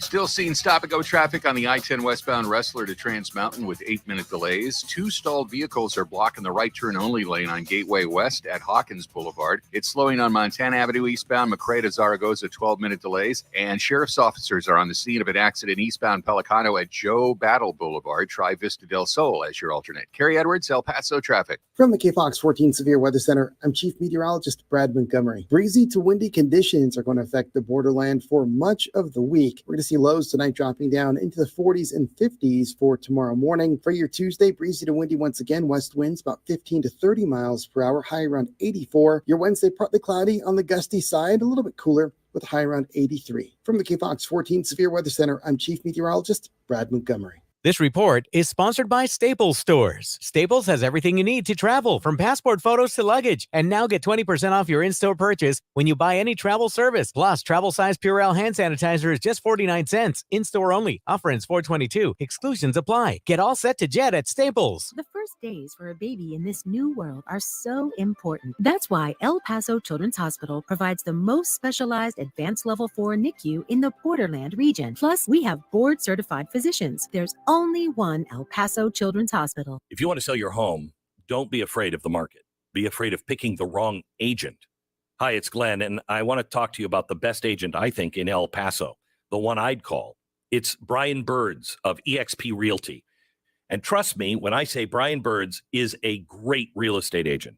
He understands that selling your home is not just an event, it's a process that he has refined and perfected specifically for the El Paso market. He gets your home in front of the right eyes so you can get the right buyer, the right price, and the right timeline. Getting your home sold quickly for the most amount of money possible and the least stress possible is something he does every day. You can trust the whole process to Brian Birds and his team. They do the job, so your only job is just to pack. With Brian Birds right there in El Paso, I don't know why you'd call anybody else. Read Brian's 400 plus 5-star reviews by Googling Brian Birds or go to brianbirds.com. That's Brian, BURDS.com. I'm Ben Ferguson. And I'm Ted Cruz. The FBI's targeting Catholics. NBA coaches are attacking the Second Amendment, and Bud Light is going woke. Find out about all of this and more on Verdict with Ted Cruz. Download it now, wherever you get your podcasts. This report is sponsored by Verdict with Ted Cruz podcast. Teens in foster care will love you, even if you don't know the lingo. Dad bod, noun. The result of the occasional donut, always washed down with confidence. Brought to you by the U.S. Department of Health and Human Services, Adopt U.S. Kids, and the Ad Council. Visit adoptuskids.org. El Paso's News Radio 690 KTSM. Live from the KTSM AM 690 studios, it's Talk El Paso with Andrew J. Polk. To be a part of the show, call 915-544-KTSM or follow on Facebook at facebook.com/Talk El Paso. Now here's your host, Andrew J. Polk. Thank you all so very much for joining us here for Talk El Paso, airing live on News Radio 690 KTSM. I'm your host, Andrew J. Polk. Thank you for tuning in, however you may be doing so, be it on air, online, live streaming through the free and reliable iHeartRadio app, or joining us over on the various social media pages, Facebook, YouTube, Twitter, and Twitch, either under Talk El Paso. J. Polk. So get into those phone lines, squeezing it what we can before the end of the show. Again, that number, 915-544-587-654-KTSM. Doing there, and a lot of other commentary going on, including Mark Mandingo saying that actually got his appraisal estimate today, went from $245,000 to $289,000. If I could sell, I still would not. I mean, there's a whole conversation about could you even get the rates that you'd need? Like if you just got cash and could buy stuff outright, lucky and jealous, but also if you got to get another mortgage, you got a lot of fees that may not even make it that viable. But so by my rough calculations, it looks like you're looking at maybe a 17-18% increase. So I've been hearing a lot about more 10% increases. So you may have something to look at yourself there. Again, not in any way, shape, or form pretending to give advice when it comes to dealing with your appraisals. But in your case, if I was in your situation, I probably would. James Radcliffe also saying, Why was there a lawyer targeting Claudio Rodriguez when others sitting on council had similar violations? I mean, it's, I think, important to note in the context that the specific person filing that, Arnulfo, if I'm not mistaken, let me see, I got the article around here somewhere that we did post up for you all. Yeah, that the one that we posted in the links there was filed specifically by a person who was a previous opponent of Claudio Rodriguez. Arnulfo Hernandez, I believe, ran against her back in 2019. So that's just an important context, I think, to add. Anyway, let's get to back to those phone lines now. We do have Barbara on my list here. We do have Barbara on the west side on the line with us here right now. Barbara, thanks for joining us. Hi, Andrew. Thank you for taking my call. Well, I have two pieces of good news today. Sure. Biden wants to stay in Ireland. I say let him. The White House could probably find another pretender. But second, I was very pleased to hear that Escobar does not favor Proposition K. That's great. She had on her website, I don't know if she still does. Believe so, yeah. About the climate change and stuff. So I give her credit for coming out and saying she opposes Proposition K. But on the other propositions, we need to think about it. Sure. Because I see Proposition G and H a definite no, because it's mission creep, because the way I read them, it's nothing more than diversity, equity, and inclusion. Okay. So we start getting people who aren't qualified for the positions that they're in. I mean, they're trying to make more flexible policies on hiring employees on Proposition H and removing requirement for exams. Right. What if it's an electrician? He's got to take an exam so we know if he's going to blow up the place or not. Okay. And then on Proposition G, they're trying to create a policy regarding appointments to the Civil Service Commission to reflect community and city workforce. When you start picking people because of skin, because of race, because of color, you're not going to get people that are qualified in the majority of the instances. Like the FAA guy that was had his congressional hearings, he finally dropped out because he didn't have the skills, he didn't have the knowledge, he didn't have the ability to be director of the FAA. And all these people come in with lower standards than someone who's qualified. So I would vote definitely right along with Proposition K. I would vote no on G and H. Okay. And then I would vote yes on J, because that would make the chief internal auditor report directly to the city council, and I think that's a great thing. Propositions C and D aren't even are no brainers. I mean, that's a yes. Reschedule meetings if it's a declared emergency. C and D, I would vote yes. Okay. And then Proposition E, I would also vote yes, because that aligns to state law and update obsolete references. So that would put us in alignment with the state. So I think those are worth voting yes.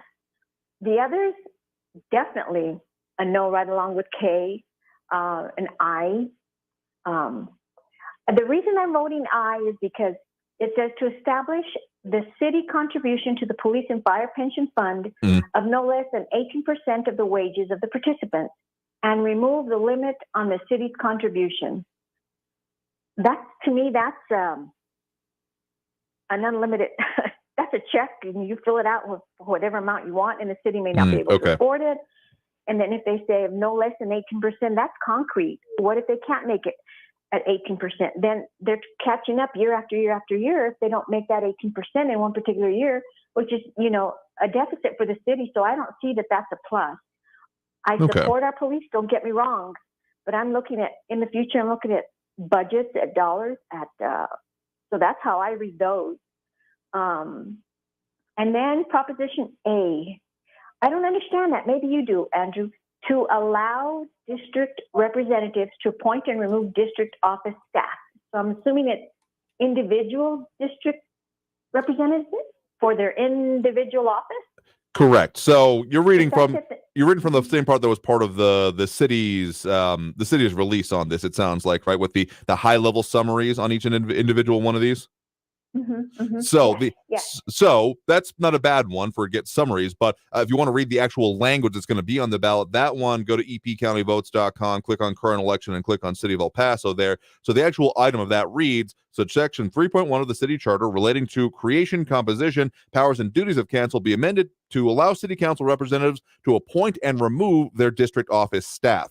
So that's what the actual in effect language would be. Well, I think that's perfect. I would vote yes for that. I mean, if it's his individual staff, you have a right to select your staff. Mm-hmm. I think there is an approval process that has to go through right now, as opposed to being able to make those like internal decisions, which I will agree, it makes a level of sense to me. Right. And then Proposition B, City Council to authorize leases for an initial term of 40 years. I've got to go read that one because 40 years is a long time. I don't know what the process is now. So that's what I have to do, is differentiate what we're doing to what they want to do before I make a decision on B.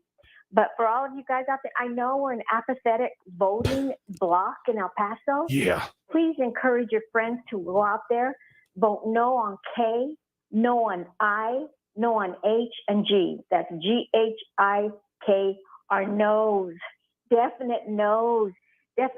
Proposition K people are still saying, well, what does it mean for us? It means we're all going to lose money, people. It means lots of companies are going to be bankrupt. It means nobody's going to win. This is a proposition that there's not any win-win situation for anybody.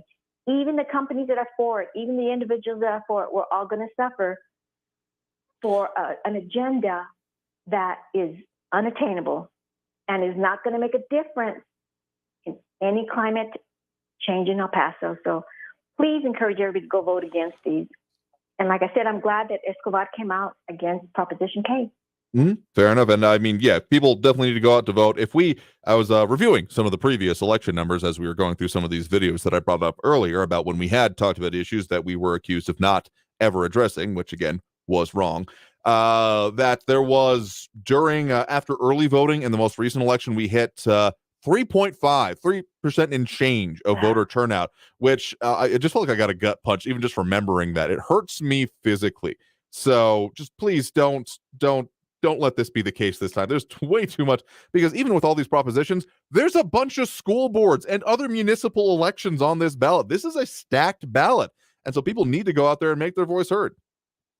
Yeah, this is a multi-billion-dollar tax proposition. I will agree that there are a lot of very consequential things. So however you feel about it, people need to go out and make their voice heard on this, because otherwise, if we end up less than 10% on this one, I am going to be just so upset. I just got to say that right now. And I'll be right there with you. Fair enough here. Well, thanks for the point in the call. I do appreciate it. Thank you, Andrew. All right. With that, I think we got time for at least one more call on the line, so we can squeeze in. We do have, I believe, Frankie and Messia on the line with us right now. Well, actually, one quick question I want to answer. Rick Ray is asking if I've gotten my appraisal estimate yet. I have not, and I have a sneaking suspicion I'm not going to get one, because through the process of buying the house I have, there was a reappraisal done by it. So I may be essentially kind of glommed together with the rest of them that are going out right now. If I get one, I'll be happy to talk about it. Maybe like percentages as opposed to exact numbers, but I have a sneaking suspicion we're not going to receive one, since it was the later half of last year that we ended up getting the reapproval. Anyway, we do have Frankie and Missy on the line with us right now. Frankie, thanks for joining us. All right. In the great words of the John McEnroe, you cannot be serious. Now, I didn't want to call today to talk about what I wanted. I wanted to talk about something else. But I have to say something again about Proposition K. And you know how I am about that thing. Sure. I'm going to say it again. The overall concept of it is great. I love it. I think it's great. But what is this 12 million, 15 million, 150 million numbers you've been throwing out there? Let me just specifically talk about the 12 million number, which is supposed to be a study, for crying out loud, about the feasibility of the whole thing. And I said before, you're putting the cart before the horse. Now, who are these people that are charging $12 million? What? Are they contributors to that moron governor of yours, Abbott and Costello? Let me tell you something. Marcia Frankie, will do your budget, your feasibility study for $120, plus a bean and cheese burrito for breakfast, a chimichanga beef chimichanga plus 2 6-packs of Tecate for my beer mill and a buck a can. That's $136 the way my arithmetic works. And I'll do that thing without you people out of El Paso having to spend all this money for some moron out there that's got his fingers in a pot. Now, what do you think of that?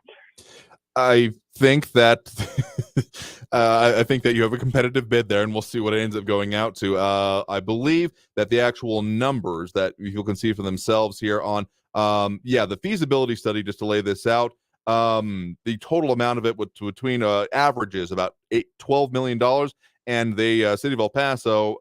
So I'll try to post up this link again: elpasotexas.gov/EP-charter/financial-impact. $12 million in a multi-year study, averaging between 8 and 10 years is the time frame that is anticipated for these studies, and the time that it would take to put them together to give that full information on what it would take in order to do the purchasing. So that's a little bit more the detail there. I don't know if that helps you or not. No, it does not, because I don't know what the heck's the matter with you El Pasoans out there. Yeah, what are you talking about? You're going to vote May the 6th on this proposal, Proposition K, which again I said I think I like, and then all of a sudden you're going to sit there and say, okay, we're going to vote on this, but wait a minute, we need to think if this is going to work. Well, what is this? This is so hot. Oh my God, I want to say some other words, but you know how I get your FCC stuff. I appreciate it. Stuff, but this is ridiculous. Now, having said that, because I didn't want to talk about this, and I want to talk about it again tomorrow. But This is nonsense. This is nonsense. Your Pasoans are getting so screwed over. I don't know if that. Are you paying attention out there? Now, let me tell you this one thing. This Donnie Dotor doofus gets out there on his stupid whatever website thing and cap letters and tells Fox Noise Network they should support his lying nonsense about the election stuff. Oh, great help there, Donnie Doton. Yeah, help our Fox Noise. They're going to lose this case. And you go out there and you help? Help? Is that the word you're looking for? Get off of it. Oh, my God.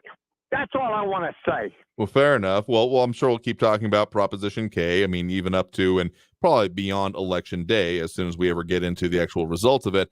I mean, there's a lot to break down there. So we'll keep talking about it. So do appreciate the point in the call. You have a good one there. All right, take care, Andrew.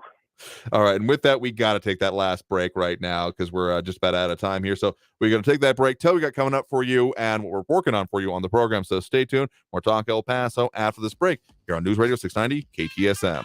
Stay tuned.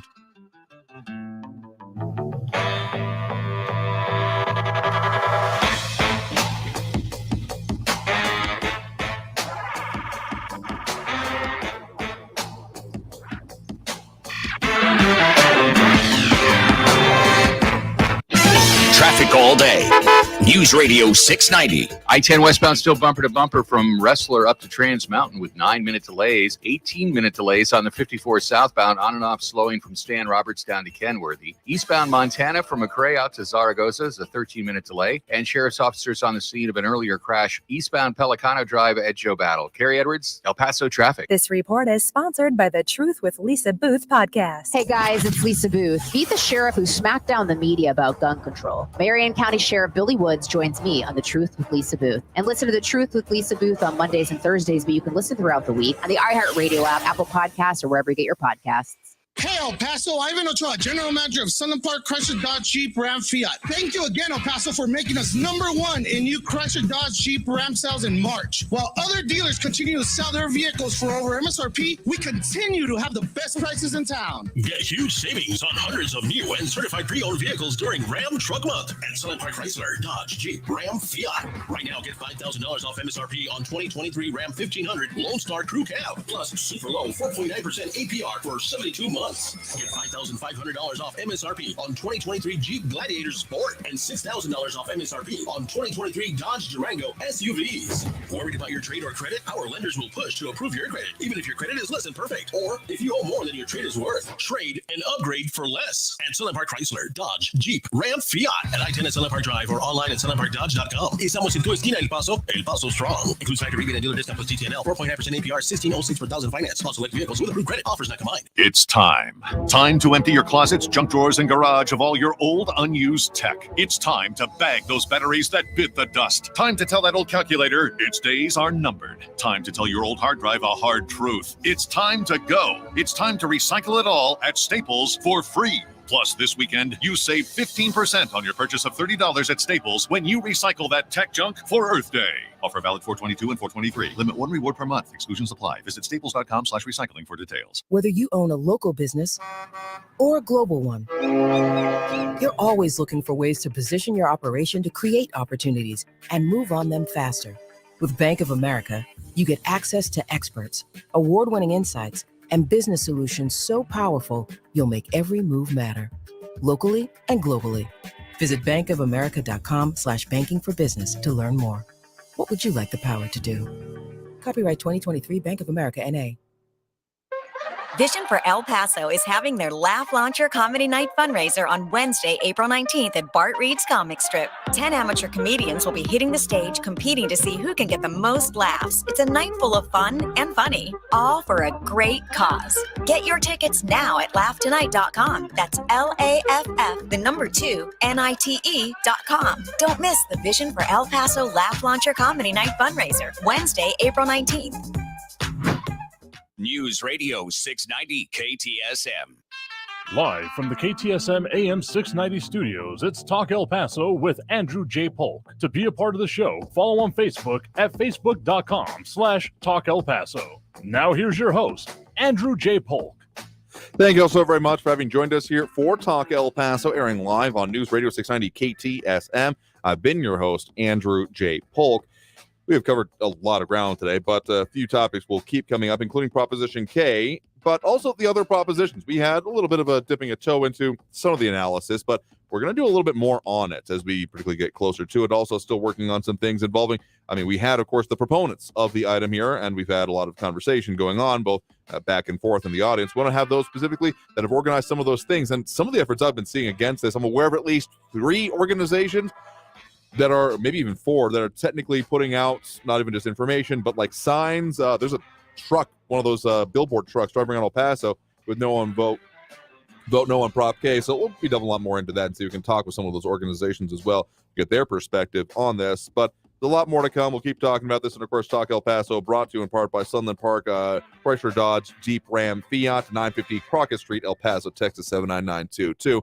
We're out of time here for this show. So if we weren't able to get to you, don't worry. We'll do it again as we do every Monday through Friday, 4 to 6 p.m., particularly when we get into the phone calls. So we'll have to leave it there for today because we are beyond out of time. I want to thank everyone that did tune in, call in, comment, participate in the show. Like I said, Monday through Friday, 4 to 6 p.m. We'll be here doing it on News Radio 690 KTSM. So until then, until next time, I want you all to stay safe out there, look twice for motorcycles when out on the road, and have a great evening, y'all. We'll see you tomorrow.